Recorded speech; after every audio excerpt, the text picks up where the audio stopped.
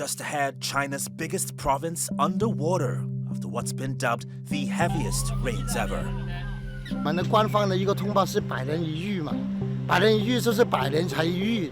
While major rivers in Kenya overflow, killing more than 3 dozen people.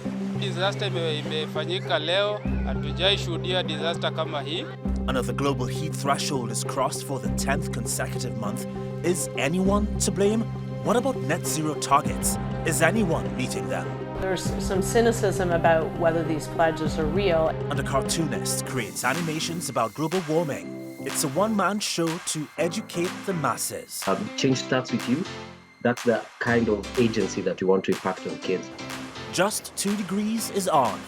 Now. We have kids being the future habitants of this planet. And one thing, the adult population has really messed the planet, so to speak.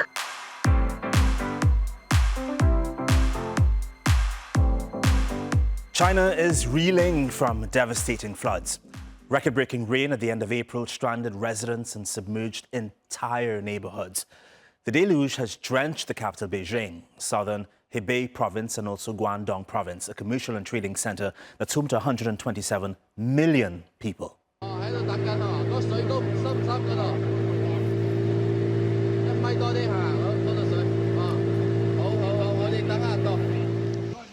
Well, rescuers, these guys here, they raced to evacuate tens of thousands of people as their main roads were blocked and homes and cars washed away. And there's more to come. Heavy downpours are expected as an early wet season in the region catches residents off guard. It's becoming the new normal for the Pearl River Basin, which is hit with more intense and frequent rainstorms in recent years. Scientists warn that global warming will only make it worse. 我们的官方的一个通报是100人一遇嘛，100人一遇就是100人才一遇。有时候今年呢，我们顺序来得早，就是我们广东呢，就是包括我们整个清远地区嘛，就是那个雨水来得比較急。中稻田啊呢度浸晒，而家浸到冇辦法㗎啦，冇啦，你秧都冇晒啦，係嘛？你損失10零萬啊嘛，我哋幾廿畝田啊嗰度，而家全部浸晒咯，都冇人嚟理今年。 政府冇嚟啊，往年有嘅，今年冇人嚟。Kenya too is seeing a massive amount of rainfall. At least 50 people were killed after a weeks-long downpour triggered floods across the country. In the capital, Nairobi, entire neighborhoods were inundated and thousands of people fled their homes looking for food and shelter. Residents living in the settlement, Matare, criticized the government for inaction and a slow response. East Africa is in the midst of an extreme climate event linked to the El Niño weather pattern. Since mid-March, the region suffered flash floods, which have impacted more than 100,000 people. Hii disaster imefanyika leo, hatujai shuhudia disaster kama hii. Manyumba zimebebwa, kuna watu wamekufa, wengine haijulikani mahali walipo. Sasa serikali tafadhali, kuna watu leo hawajui watalala wapi. Kuna watu hawana chakula, manyumba zimebebwa na maji. Sasa tunaomba serikali kama mnaweza saidia. Yenye tuko hatujui tutaanzia wapi. Vile tuko hivi sasa hivi. Hata chenye mtoto anaweza onja tu aweke kwa mdomo hakuna. Nguo tu yenye hata mimi mwenyewe naweza weka kwa mwili hakuna. Hata kiatu hakuna. Sufuria zote zimeenda na maji. Kila kitu matope imejaa kwa nyumba, hatujui tunaanzia wapi. Kwingine bahati mbaya pia imebomoka imeenda. So hatujui tutaanzia wapi. Tunaomba tu usaidizi. A lot of people are talking about net zero, which is about striking a balance between the greenhouse gases we release into the atmosphere and taking them out. Well, many governments and corporations have endorsed it as a credible pathway to tackle climate change. But critics say without feasible plans to phase out fossil fuels, net zero campaigns will do little to address the current crisis we're in. We're nowhere near to ending the use of planetary resources like coal, oil, and gas. But net zero is a concept meant to capture and store the equal amount of greenhouse gas that's released into the atmosphere. Net zero by 2050. Reducing to net zero by 2050. To net zero by 2050.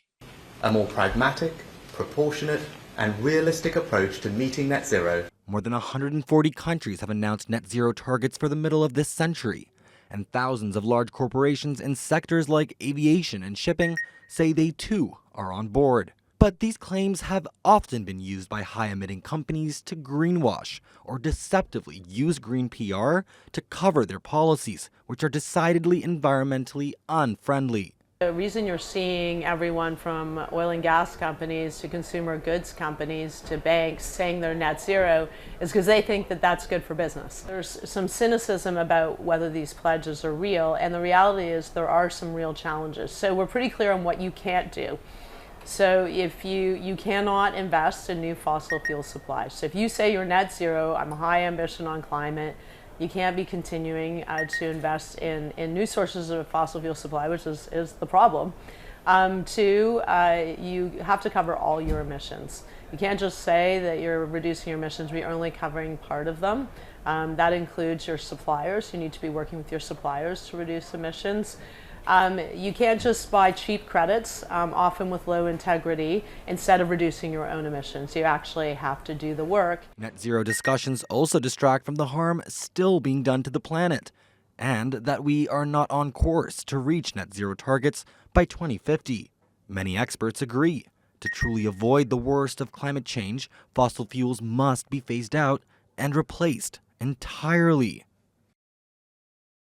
Mission Possible Partnership is a non-profit organization that says it's helping companies decarbonize their industries to reach their net zero targets. We tracked down one of their senior fellows, Dick Benschop, to hear more about their work. Mission Possible, we look at those hardest or harder to abate sectors.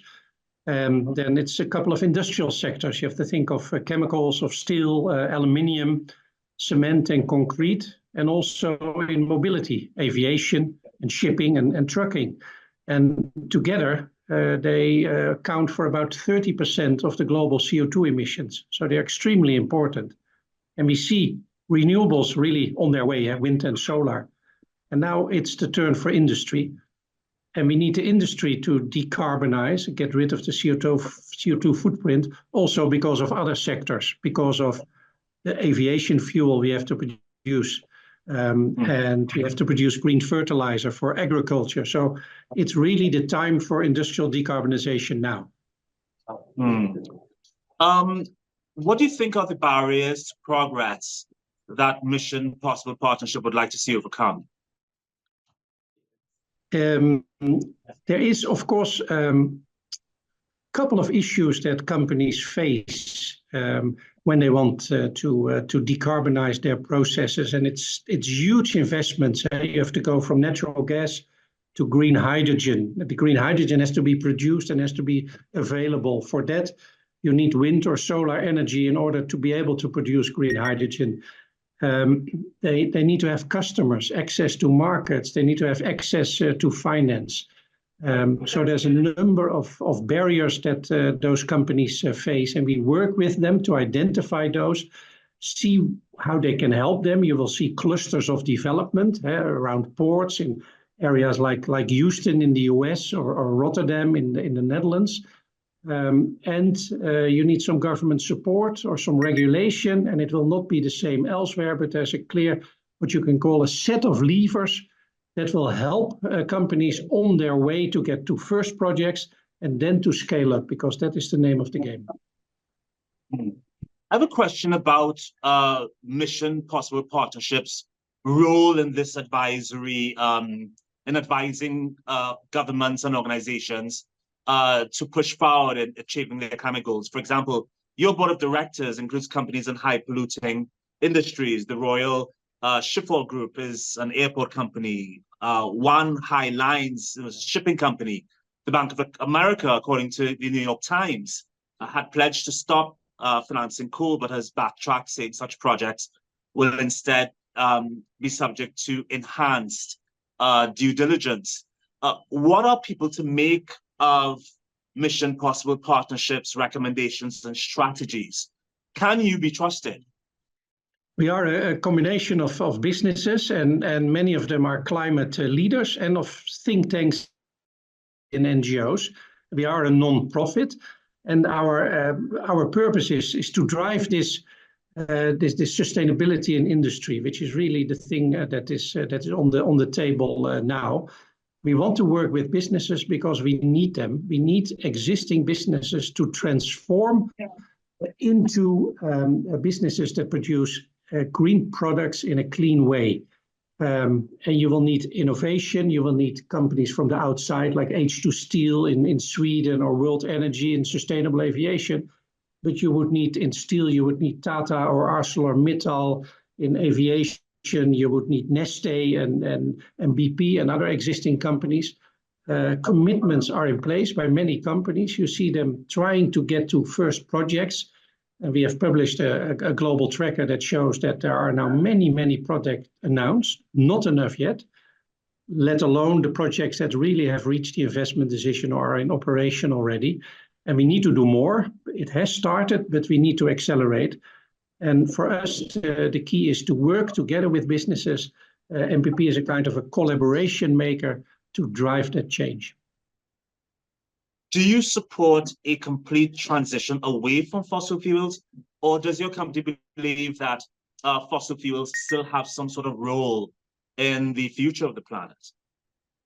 Depends on the time frame you choose. When you say 2030, and we need to accelerate green steel and green fertilizer and green ammonia and sustainable aviation fuel, but there will still be a role for fossil fuels in order to cater for the world's energy needs. But in 2050, we are firmly based on net zero in line with the Paris Agreement to get the world to 1.5 degrees. But the point is, of course, that we have not just new companies or new industries emerging, we have existing industries that have to transform, and we have to focus on both, and we need both in order to get to the necessary scale as soon as possible, because the fight against climate change is a race against time. That time is running out, and it is a race to achieve scale. We have to get as big as possible in the new green solutions as soon as we can. So then would you say that Mission Possible Partnership's ultimate goal is net zero related?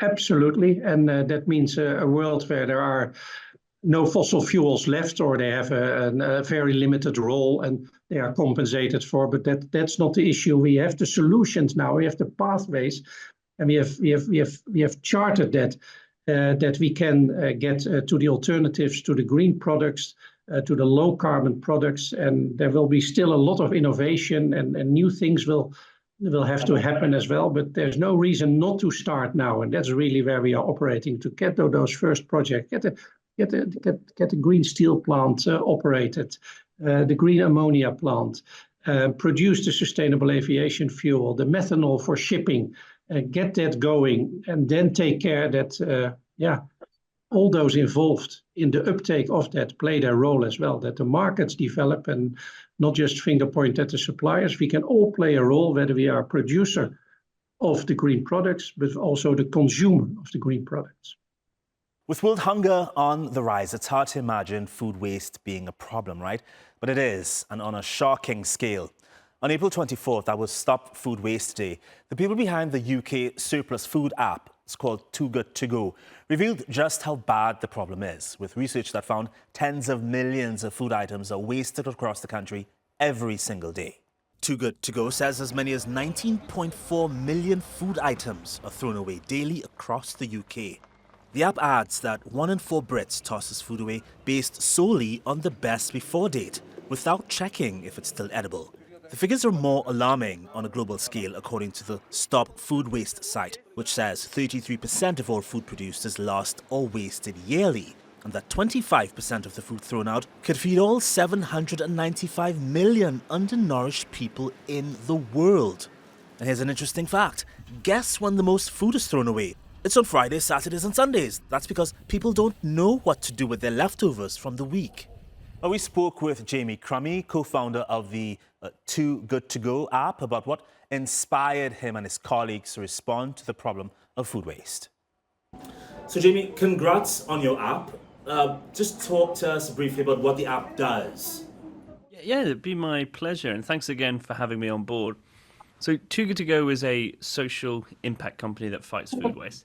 And at the heart of our business is our mobile app. Food businesses have food that would otherwise have gone to waste. Our customers, they pay a reduced price and collect that from participating food businesses. And that ranges from like your local bakery all the way through to a high street coffee chain and retailers as well. So a simple and effective way for people to reduce food waste, but also save a bit of money at the same time. Talk about the state of food waste in the UK and whether or not that motivated you to launch this app in the first place. Well, globally, we waste around 40% of the food that we produced. You know, a whopping 40%. And that itself creates huge ramifications globally. It costs the global purse around $1 trillion every single year, but it also creates huge amount of environmental issues. So at a time when we're living in a climate crisis, food waste itself contributes to 10% of the world's greenhouse gas emissions.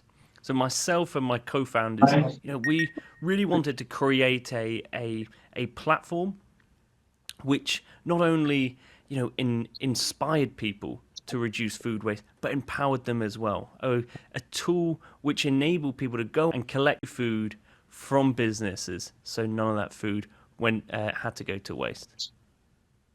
And if that report has inspired any pangs of guilt when it comes to your own food waste, don't worry about it.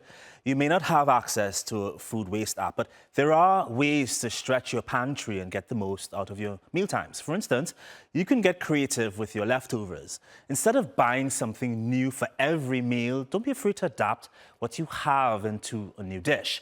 Or have a potluck with friends and have everyone bring their leftovers. You can also try using parts of your ingredients that people don't usually use, like keeping the peels on potatoes, for example, and using broccoli stalks. And don't forget, oddly shaped fruits and vegetables can still taste the same as regular ones. And the riper ones are perfect for smoothies and juices. Also, how you store your food matters. Keep onions away from other root vegetables and separate ethylene-producing fruits like bananas and nectarines so they'll ripen slower. And make sure your fridge temperature is set below 5 degrees Celsius to keep dairy fresh. And when in doubt, freeze. Batch cooking meals to freeze for later is a great way to use ingredients while they're at their best. So carbon capture, net zero, fossil fuels, greenhouse gases, climate mitigation. It's difficult to unpack these terms and concepts for grown-ups. For children, it's an even more daunting task. Edward Kagure is the founder of Junglelani Tales. He wants to inform children about climate issues through his cartoons. What inspired this project, and basically the project I'm talking about is Junglelani Tales, which is an animation series that is targeted for kids. Hey there, Planet Champions! Welcome to another fun and educational episode of Planet Champions. And basically, we want to impact climate advocacy or climate action to this young population, because the argument is we have kids being the future habitants of this planet. And one thing, the adult population has really messed the planet, so to speak. Yet we're really preparing this planet for these young kids who are now going to live on this planet. And as we say that the change starts with you, that's the kind of agency that we want to impact on kids, because we believe that kids can really influence our purchase and consumption habits right from our households. Because we are saying if a kid can tell the parent, I'd rather drink juice or soda from a biodegradable pack, then that means, oftentimes they'll do this.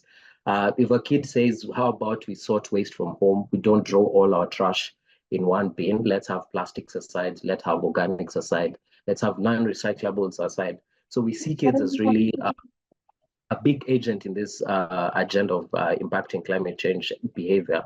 We also believe that kids definitely interact with a lot of confectionery products, which are plastic.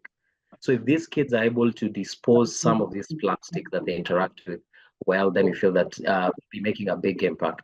So what inspired this project was a business competition that I joined in last year, which is funded by a company called Somersource, but they have a foundation, Leila Jonah Foundation. And we applied for the competition, but we had not really worked out the animation part of it or the production part of it. We managed to get to the finals, didn't get the award money, But not making it for that competition did not mean that we were supposed to give up on the idea. So we strategized, and with a few networking with people on LinkedIn and talking to, let's say, an animator who, her name is Kola.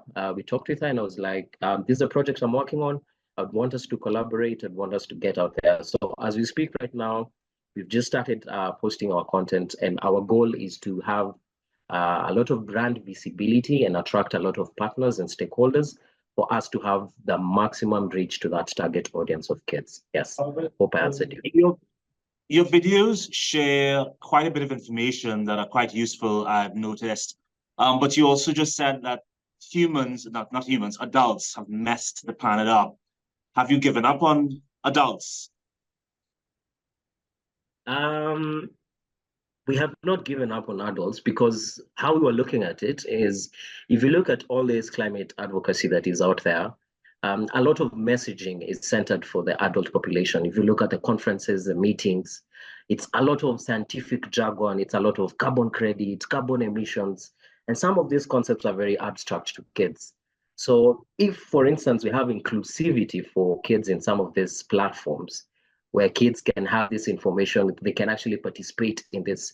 So because then they will have a sense of ownership. They'll now feel, okay, adults are doing this, but we also have a part to play. So yes, we are not giving up with the adult population. Rather, we're trying to remind the adult population that yes, you're custodians of the planet. We have future habitants that we also need to sensitize, because at the end of the day, if we look at behavior, for instance, how will a landfill end up piling up over time? It's because when a kid is growing up, they see an adult throw a plastic on the ground, and tomorrow they are 2, tomorrow they are 3. So the next time, subconsciously, this child will know that, well, I can dump there and no one is going to ask me. So there's that impunity that comes from the adult, then passed on to the kids. So now once we have now kids sensitized, then we can have that conversation where let's talk about an intergenerational dialogue. So more or less, I'd say we are creating a room for such conversations and not giving up on the adult population. And I suppose, since you're using cartoons, which is probably a child's most fun thing to do, look at cartoons, I'd imagine that quite a few of them are responding in a way that you'd like them to. Okay. Yeah, definitely, because cartoons are very entertaining, as you said. And one of the key things that we had to really maintain was that short span of the video, which is 2 to 3 minutes, just to make sure that the kid is not bombarded by information. They are entertained, but also pegging it a lot on activity learning. So if you're teaching about how to sort waste, we really want to show them a bin. We really want to show them plastic, how you throw it to recyclables bin, how you throw kitchen waste to the organics bin, how you throw non-recyclables to the non-recyclables bin. So there's that aspect of cartoons, entertainment, and activity learning, making our content very engaging and also very friendly to the kids to learn. And that's our show. We leave with images of majestic emperor penguins. Unfortunately, their situation is far from majestic.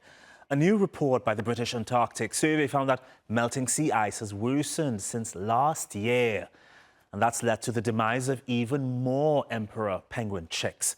Chicks have been killed in 14 colonies because they were not developed before the sea ice they were living on disappeared. Researchers say temperatures in the coming months will be vital for the survival of those that remain. We were very worried because sea ice conditions were even worse than they were last year. So we were worried that this was going to be even worse. And we did find that many colonies were affected, about 14 in total. We think that if the sea ice breaks up before December, we'll get total mortality. We'll get all of the chicks dying at each of these colonies. And some of these colonies are many thousands strong, so it's quite harrowing, really. If it breaks up during the fledging period, probably between December and January, then a percentage of the chicks may survive, but at the moment that's an unknown percentage.